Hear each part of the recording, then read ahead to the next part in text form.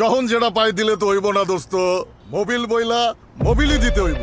Mobil বইলা table দিলে তো হইব না। ঠিক মোবিল দিলে ইঞ্জিনে গাছ জমবো না, ক্ষয় হইব না, অতিরিক্ত গরমও হইব না, গাড়িও যখন তখন বয়া থাকবো না। তাইলে এখন থেকে সব ট্রাকে মোবিল ডেলবেগ লেজেন্ডই দিমু। এই যে এখানে এখানে আসসালামু আলাইকুম ভিউয়ার্স, আপনাদের প্রত্যেকের জন্য আরেকটি গুরুত্বপূর্ণ কন্টেন্ট নিয়ে আমরা দাঁড়িয়েছি। সেটা হচ্ছে, দেখতে পাচ্ছেন যে এখানে স্টিয়ারিং সিস্টেমের একটা সুন্দর মডেল দেওয়া আছে। আমরা একটু দেখবো এই মডেলটা, একটু দেখেন, আমরা সরাসরি দেখি। এটা হলো একটা স্টিয়ারিং হুইল, আর এখানে মডেল দেওয়া আছে যে এই স্টিয়ারিং এর আপনার কিভাবে এটা পরিচালনা করতে হবে সেই মডেল এখানে দেওয়া আছে।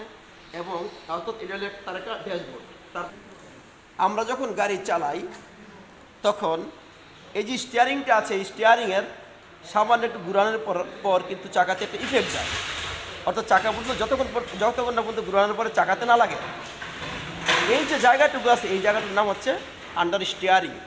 আমরা কিন্তু এই জিনিসটা যদি বারবার দেখি তাহলে বুঝবো যে এভাবে যখন থাকে না, সামান্য একটু ঘুরানোর পরে কিন্তু চাকাতে তখন যায়। আমরা একটু চাকাতে দেখবো এবার। এই চাকাতে তখনই যাবে, তারপরে কিন্তু চাকাটা এরকম ঘুরবে। আবার আমরা সোজা করে নিলাম। তো এখন চাকাটা যতক্ষণ পর্যন্ত চাকাতে ইফেক্টটা না যাবে ততক্ষণ পর্যন্ত যতটুকু স্টিয়ারিংটা ঘুরবে সেটা হচ্ছে আন্ডার স্টিয়ারিং। তারপরে এই স্টিয়ারিং সিস্টেমের বিভিন্ন অংশগুলো আমরা একটু দেখাই। এটা হলো স্টিয়ারিং হুইল। আমরা দেখি এটা কি স্টিয়ারিং হুইল। এই স্টিয়ারিং হুইলের কাজ কিন্তু গাড়ি ডানে বামে নেওয়া, নিজের মতো করে ড্রাইভার তার নিজের মতো করে নিবে। তারপরে স্টিয়ারিং কলাম একটু দেখি আমরা, এটা হলো স্টিয়ারিং কলাম।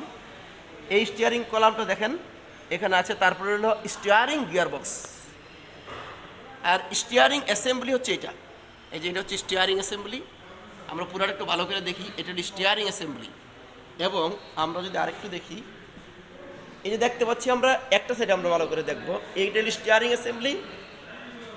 তারপরে এটা হলো এখান থেকে এই পর্যন্ত এই পুরোটা টাই রড, এই অংশটুকু টাই রড এন্ড, এবং এইটা হচ্ছে বল জয়েন্ট। এই যে একটু ভালো করে দেখি আমরা, এটা হলো বল জয়েন্ট। তারপরে আমরা এটা দেখতে পাচ্ছি, এটা আমরা কিন্তু চিনি মোটামুটি স্টেবিলাইজার বার। সব গাড়িতে থাকে মোটামুটি, এই মডেলের ভিতরে সব কিছু রাখার চেষ্টা করেছে। তারপরে আপনার দেখবো এটা হলো শক অ্যাবজর্বার।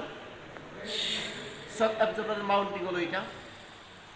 এই মাউন্টিং যদি খারাপ থাকে তাহলে কিন্তু শক অ্যাবজর্বার সমস্যা করবে। আর এই শক অ্যাবজর্বার এটা হলো স্প্রিং, কয়েল স্প্রিং, এবং এটা হলো শক অ্যাবজর্বার। এবার আসি আমরা, এই শক অ্যাবজর্বারের কাজ কিন্তু আপনারা জানেন যে গাড়ি যখন চলবে তখন আরামদায়ক করবে, যাত্রীদেরকে আরামদায়ক করার জন্য এবং গাড়িটা সুন্দরভাবে চলার জন্যই কিন্তু সাধারণত এই শক অ্যাবজর্বার ব্যবহার করা হয়ে থাকে। এবং যদি এই শক অ্যাবজর্বার এবং এই টাইরড এর এই অংশগুলো যদি ভালো না থাকে তাহলে কী হবে, স্টিয়ারিং কাঁপবে, চাকা ক্ষয় হবে।